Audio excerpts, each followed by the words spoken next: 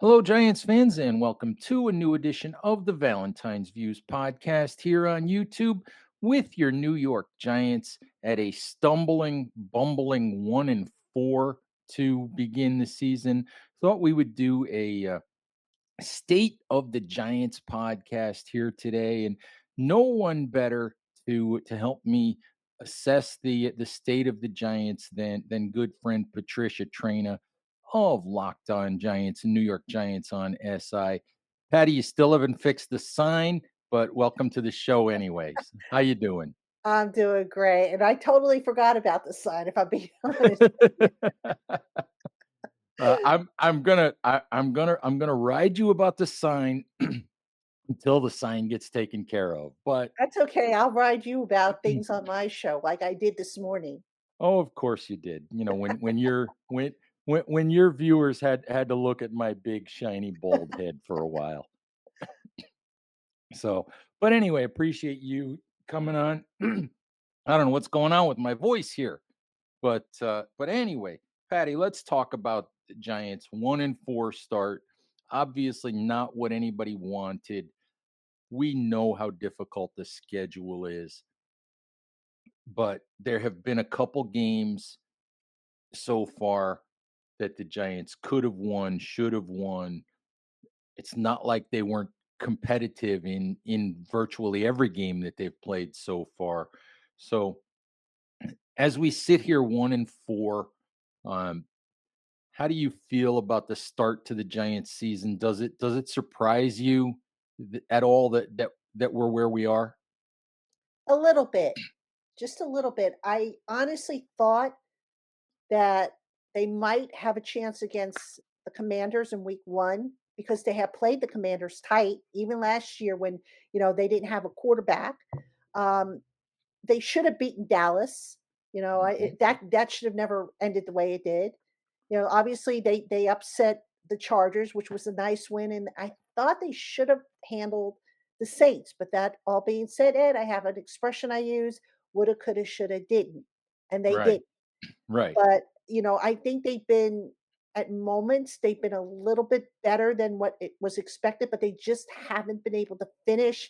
And it just always seems that something stupid happens that just torpedoes the momentum they build up. And that's what's probably most frustrating is that lack of consistency that has existed week in and week out.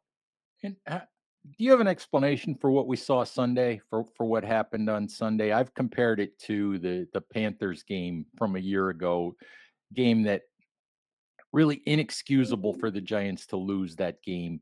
Um, you talked about inconsistency, but do you have a thought as to why that game turned out the way that it did?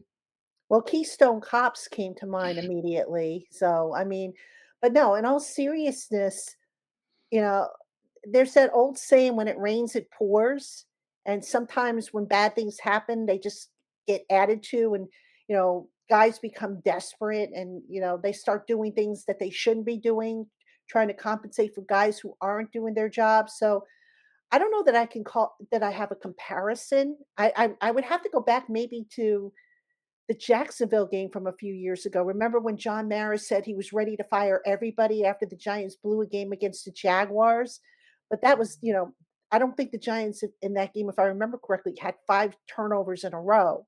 So, yeah, it's just it's they're better than what they've shown, but it's not coming out for whatever the reason. And it just seems like once a mistake is made, it just cascades into a series of mistakes that undermines them. Yeah, Patty, it's it's so interesting. You use the word inconsistency, and I get asked all the time, why are the Giants this bad? Why can't they improve?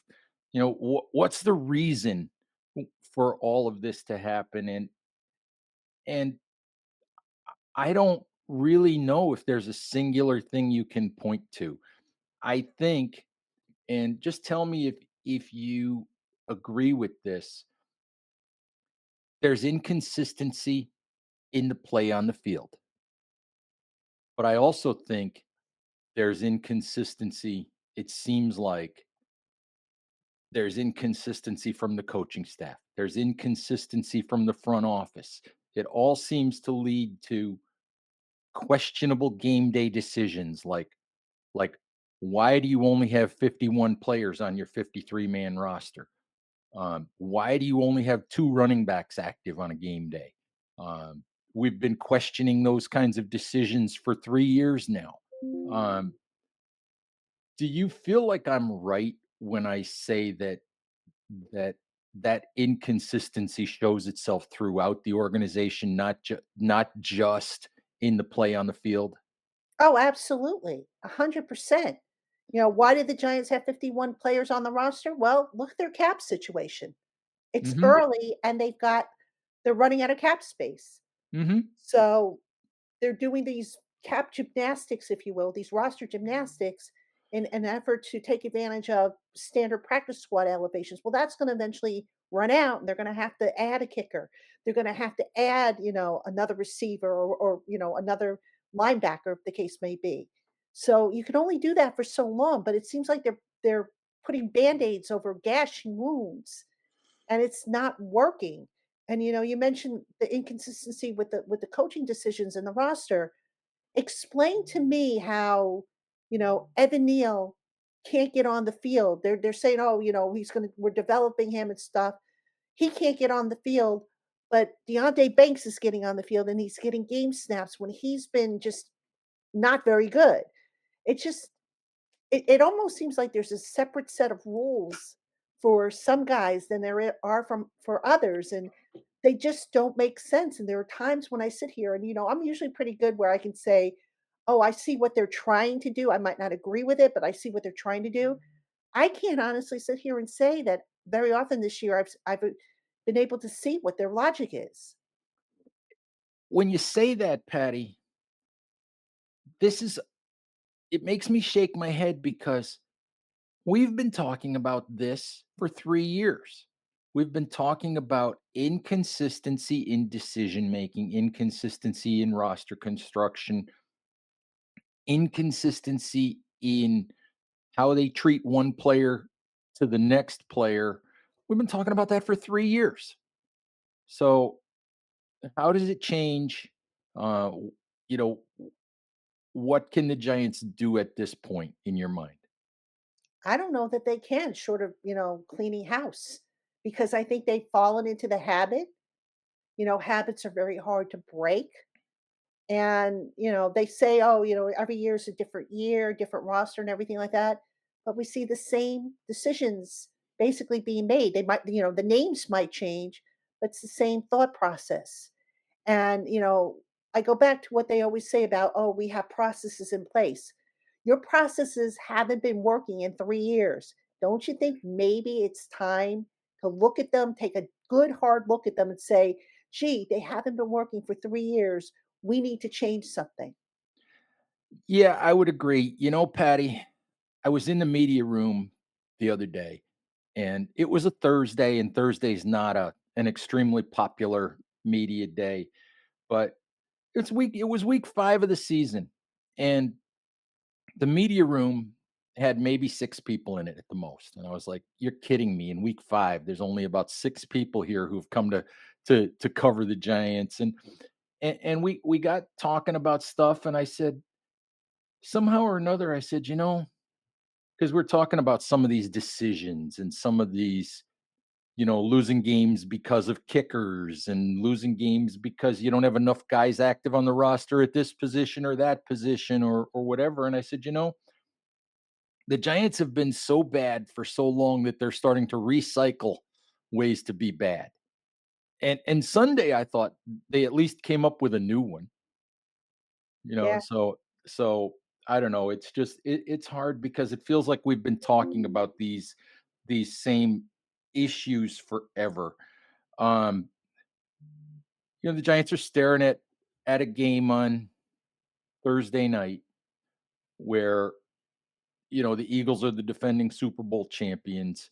More than likely, the Eagles are going to come in to MetLife Stadium on Thursday night and hand the Giants a beatdown. Um,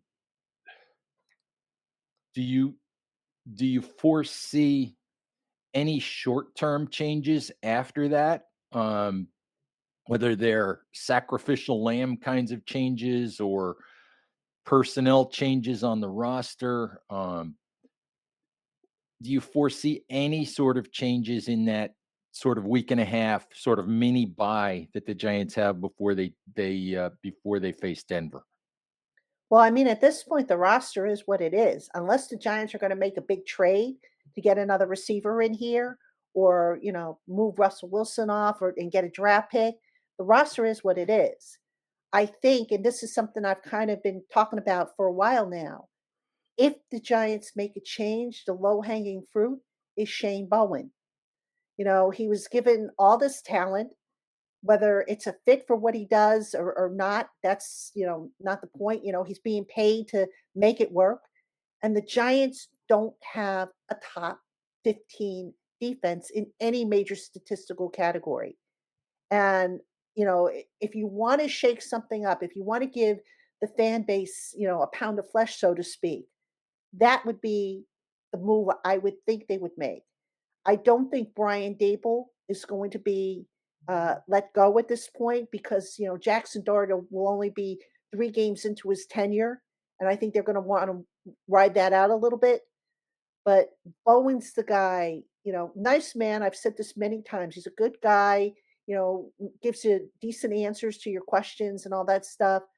But something's going to have to give because if they continue to keep the status quo, it's going to get even uglier than what I think it's going to look like on Thursday night, when I suspect the Eagle fans are going to take over MetLife Stadium.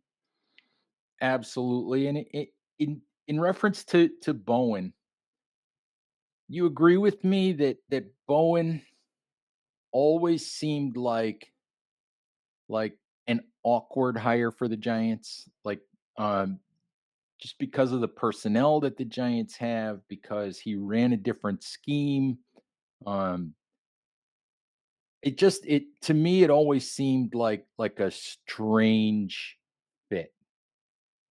Yeah, I definitely agree. I think also you got to go back and look. He was reportedly not the first choice for the Giants. I forget. I think I want to say was it Weaver, the guy Anthony who went to Weaver, yeah, he right? went to Tennessee if I'm not mistaken, right? Yes, I think he was the first choice. I don't know that for a fact. That's just what I was able to gather. So when guys are rejecting you, now you start to go down to okay, do we, you go to your plan B, plan C, plan D guys. And the big problem I think the Giants had at the time was that Brian Dable was kind of not on shaky, he wasn't on solid ground. He was on shaky ground. If you're a defensive coordinator, if you're a coach at all, do you really want to pick up your family and move, knowing that you might not make it through an entire year, that, that head coach that hired you might not be there the following year? And I think that was working against Stable to an extent as well. absolutely. Um, Patty, let's talk about, we talked about inconsistency from top to bottom in the organization. When you look at the last couple of years, when you look at where the Giants are now, do the players are the players, and the players get their own blame because the coach doesn't fumble, the coach doesn't commit penalties and all of that. But do you this put the whole 2.5 years together? Do you put this more on the front office or more on the coaching staff? I think it's got to be shared, to be honest with you. I mean, look at the drafts that they have had. When Joe Shane was hired, what did he tell everybody? We believe in drafting, developing, and retaining. Can we honestly say he's done a good job with all three of those elements? I mean, Tyler Newbin has regressed. Drew Phillips is struggling. Evan Neal hasn't worked out. John Michael Schmitz isn't, the guy that I think they were hoping to get. And I'm sure there's others that I'm forgetting. Jalen Hyatt, they traded up to get him. Deontay Banks. I mean, those are some significant misses. So, in that regard, I think you put that on the front office. Now, as far as the coaching staff goes, look at the penalties, the discipline, the lack of discipline. Look at how the practices have been run. I think you and I have talked about it before, where, in the past, maybe the practices weren't as intense as they could have been. This not tackling to the ground because there's a fear of, guys getting hurt. So there's enough blame to go around, I think, between the front office and the coaching staff. And by the way, you can also look at, the development or lack thereof of certain guys at certain positions. Absolutely, which, that development tends to come back to coaching as well, although a lot of that is guys, development can also be an off-season thing as well, but players share in some of that responsibility, but I do agree with you that there's plenty of fault to go around between the coaching staff and the front office. Patty, I want to ask you specifically about the wide receiver situation. Okay. The the trade deadline is a little bit less than a month away. A team that's in the Giants situation, 1-4, probably they'll be lucky if they're anything, they'll be lucky if they win a game in the next 4 weeks, I think, with two games against the Eagles. They face Denver and they face San Francisco. So by the trade deadline, we could be looking at 1-8. Mm. And at 1-8, maybe 2-7. All right. Team in that situation is usually a seller. But when I look at the Giants wide receiver room without Malik Neighbors, the room they did not supplement during the offseason, when I look at the fact that they have a rookie quarterback who needs some help to survive, to grow, not to have his confidence destroyed, before the end of his rookie season. What do you do about the wide receiver room? And could you justify making some sort of a trade that would cost you draft capital to to help the wide receiver room just to give Jackson Dart a chance? I don't think you can. I really don't. And here's why. They already traded away a third round pick to get Jackson Dart. All right. Um, they're going to need help on the offensive line, the interior of the offensive line. The secondary, as I mentioned, that hasn't quite panned out. They didn't add to the linebacker group. Micah McFadden's going to be an unrestricted free agent. Bobby Okereke, who knows if he's going to be back. What do they have to swap? I mean, Russell Wilson, I don't think is going to bring you a top-notch receiver, and it's going to cost you. And that's the other problem they have. They don't have cap space. Right now, they're kind of staying afloat because they're bringing up guys from the practice squad, to fill things in. But even that method is going to run out eventually because they're going to run out of, standard elevations for Jude McIntyre, for example. So then what do? Do they say, okay, you know what, Jude, we used up your three practice squad elevations. Now we're going to turn to Young Hao. I mean, it's a mess. And look, good receivers cost you money. And the Giants are going to have to clear cap space if they want to acquire a good receiver. And above all, what team out there is going to trade away a really good receiver? It just, maybe you can work something out with the Saints with Chris Olave. I don't know. But again, how are you going to pay him if you don't have cap space? Absolutely. And Patty, the I tried to give Joe the benefit of the doubt regarding cap space for a couple of years because he had an absolute mess on his hands when he was hired. And, you know, Dave Gettleman left him with just a disastrous cap situation. But the fact that the Giants, 5 weeks into the season, don't have enough cap space to have a full 53-man roster, that they're playing games to save a couple $100,000, to save a tiny little bit of money. They're playing these roster games by leaving little Jordan Humphrey on the practice squad for another week instead of signing him to the 53. And it leads me to, I get asked all the time about Joe Shane's reluctance to use void years, which he's never used. Um, just talk to me about your thoughts on Joe's cap management in general. I don't think it's been that good. I really don't. I mean, between overspending on some guys, between not trying to adjust contracts, Graham Gano comes to mind. Now, to be fair, maybe he did go to Gano and say, "Hey, can we do something with your deal?" And maybe Gano said no. Mhm, But at some point, you've got to say, "Okay, if you're not going to cooperate, if you're not going to play ball with me, I'm going to have to go in a different direction. I'm going to have to make that hard decision." Nacho's another one. Nacho, everybody kind of figured he would not be a starter again once they added Roy Robertson Harris and, developed Darius Alexander. So why are you paying him like a starter? So that's a problem. But to your point about void years, I don't understand why he has been so reluctant to do that when, look, the cap goes up every year.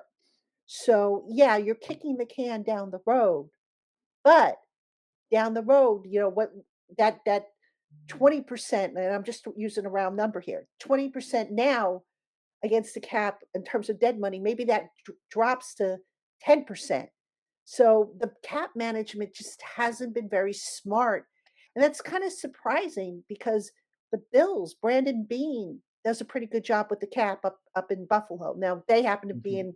in a dire straits this year too. But for the most part, Brandon Bean has done a good job with managing the Bills cap. And that's And where Joe came from, so I'm kind of surprised. and the problem with cap management that leaves you in a situation where you are struggling for dollars to get through the season. And to me, the problem with not using the void years is that you're just not using all the tools at your disposal, and you wind up leaving potential moves that you could make. You wind up leaving them on the table because you run out of room. Exactly. And so push a little bit of that money into the future. Use a void year. If you're not using the tools that everybody else is using, then you're leaving yourself behind. Absolutely. Absolutely, and, that's been my biggest, criticism of Joe.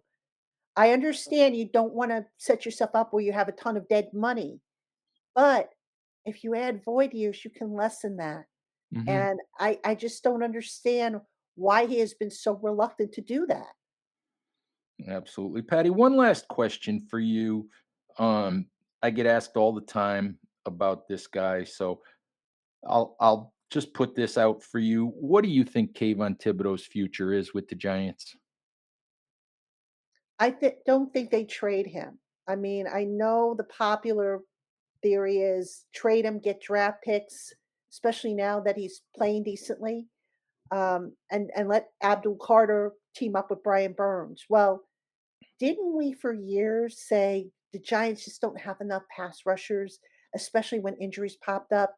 Now they've got 3 good ones. And, I just think the problem there is Shane Bowen doesn't know how to use them properly. Like, I think you made this point. It always seems like one of them is playing out of position. And there's got to be a way. I don't know what it is, but there's got to be some way to get more out of them. And that includes Thibodeau. Mhm. So, I would not trade him. This team is, they're not gonna win anything this year, it looks like. Now you could say, "Well, maybe you get some draft picks and you build for next year." Well, what good is it if the team, I just don't know. I mean, the team is gonna probably have a top 10 draft pick again. I think they picked 8th according to Tankathon currently. So, have the drafts really inspired you to where you say, "Oh, let's get a couple of draft picks for Kayvon Thibodeau," when you look at the draft history so far under this regime, that hasn't really been inspiring. Absolutely not, Patty. So we will see what happens. It's going to be an interesting Thursday night this week. It's going to be an interesting few weeks with the trade deadline coming up, as always, Patty, with the Giants, it always seems to be interesting, but unfortunately, always generally for not the right reasons. Unfortunately. So, all right, thank you for the time, Patty. Thank you for the insight, Giants fans. Thank you for watching. Please stay safe out there. Take care of each other, and we'll talk to you soon. Bye bye.